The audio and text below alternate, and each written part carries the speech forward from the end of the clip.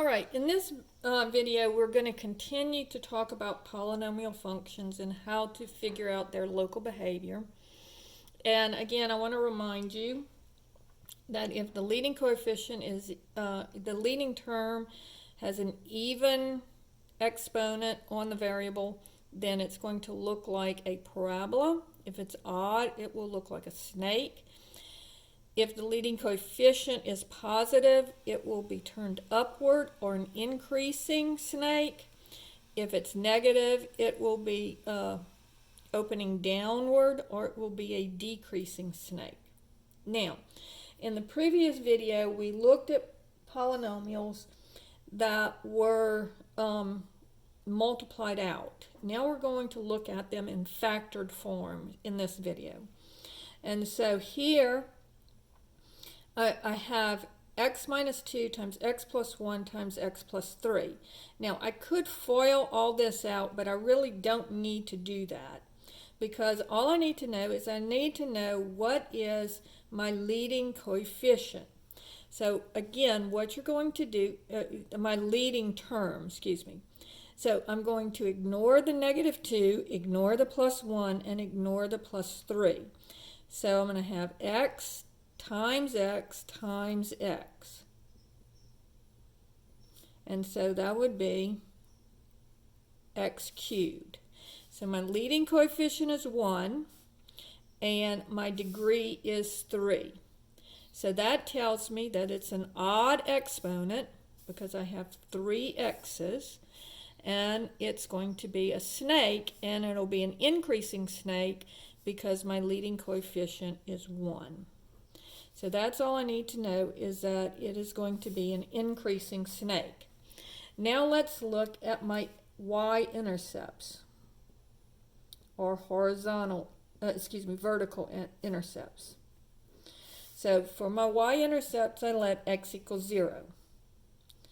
Now if I do that, I get 0 minus 2 would be negative 2, 0 plus 1 would be 1, and 0 plus 3 would be 3. And so negative 2 times 1 is negative 2 times 3 is negative 6. And of course you should write this as a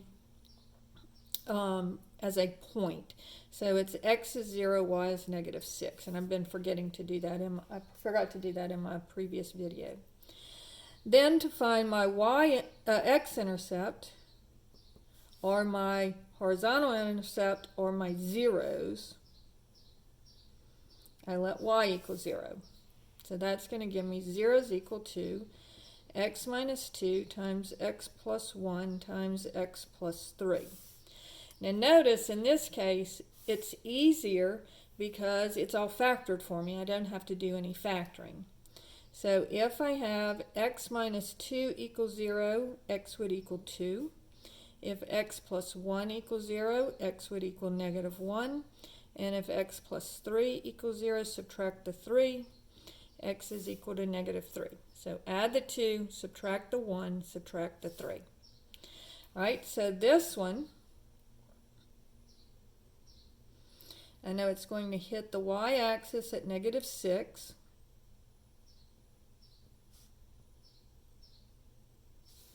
I know it's going to hit the x-axis at 2, at negative 1,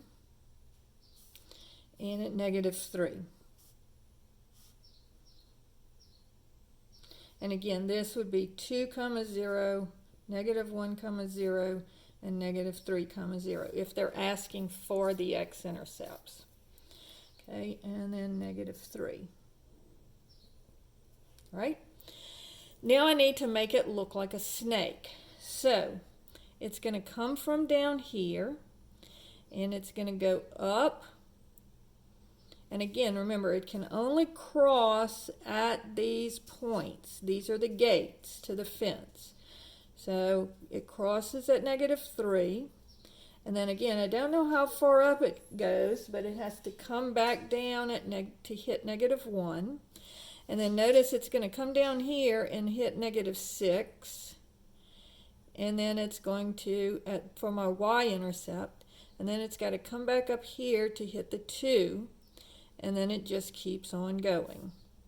And notice it does look like a snake because it starts from down here and then it gets wiggly in the middle and then it goes up here. So that's the first one. Problem number 2 says f of x is equal to negative 4x times x plus 3 times x minus 4. Okay, so looking at my numbers, or at my leading term, I'm going to knock off the plus 3 and knock off the plus 4. Now the negative 4 here is not added or subtracted, so it's important you keep that. So it's going to, you just knock off anything that's added or subtracted. So it would be negative 4x times x times x. All right, so this would be negative 4x cubed. So again, it's an x cubed, so it's going to be a snake, but this one is going to be, because of the negative 4, it's going to be a downward turning snake. All right, so I know it's going to start up high and end down low.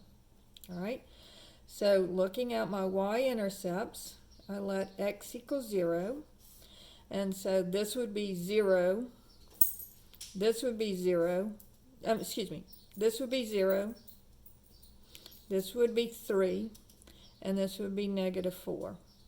So that would be negative 12 times 0, it's still 0. So it's going to go through the origin. My x-intercepts, or my zeros, or my horizontal intercepts, I let y equal 0. So I get 0 is equal to negative 4x times x plus 3 times x minus 4.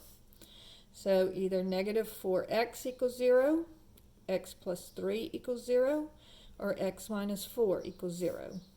So here, divide by negative 4, and I get x is equal to, and 0 divided by negative 4 is still 0. Then I have x is equal to negative 3 if I subtract the 3, and then add the 4, x is equal to 4. So I have 3 x-intercepts, 0, negative 3, and positive 4.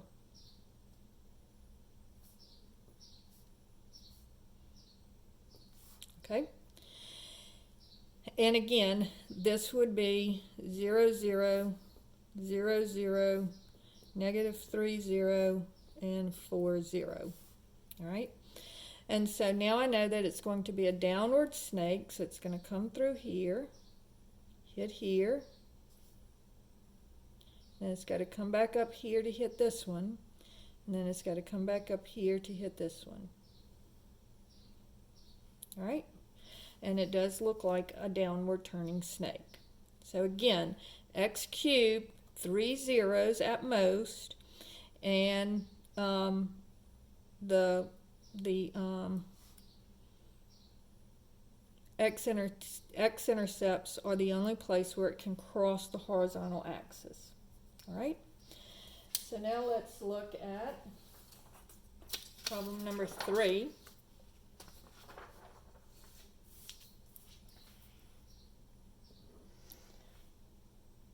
And it is f of x is equal to x plus 3 times x minus 2 times x plus 1 times x minus 1. All right, so knocking off the plus 3, the minus 2, the plus 1, and the minus 1, I would just have x times x times x times x. And so that would be x to the 4th. All right, so I know that this one is going to be, and it's positive, so I know that this is going to be a W or a parabola, and it'll be opening upward. All right, so my y-intercepts, I let x equal 0. So if x is 0, y would be 0 plus 3 is 3, 0 minus 2 is negative 2, 0 plus 1 is 1, and 0 minus 1 is negative 1. All right, so that would be negative 6 times 1 is negative 6 times negative 1 is positive 6. So that would be the point 0, 6. And then my x-intercepts are my zeros. I let y equal 0. So x plus 3 times x minus 2 times x plus 1 times x minus 1. All right, so if x plus 3 equals 0, or x minus 2 equals 0, or x plus 1 equals 0, or x minus 1 equals 0. So this gives me x is equal to negative 3, x is equal to 2, subtract the 3, add the 2, subtract the 1, and add the 1. So now I'm ready to draw it. So x is negative 3, x is 2, x is negative 1, and x is 1. And again, this would be negative 3, 0, because the y is 0, 2, 0, negative 1, 0, and 1, 0. Okay, those are my x-intercepts. My y-intercept is at 6. That would be here. And I know that it looks like a W. So it's going to start up at the top, and it should end at the top as well. So it starts here, comes down, hits here. And I don't know how far down it comes. It could go way down. It could just be a little bit down. We'll learn that later in another class if you take it. Then it comes up. It has to hit the 6 here. Comes back down. Comes down again. And then comes back up.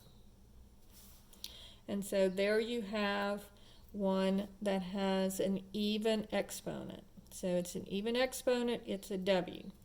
So just to recap how you work these problems.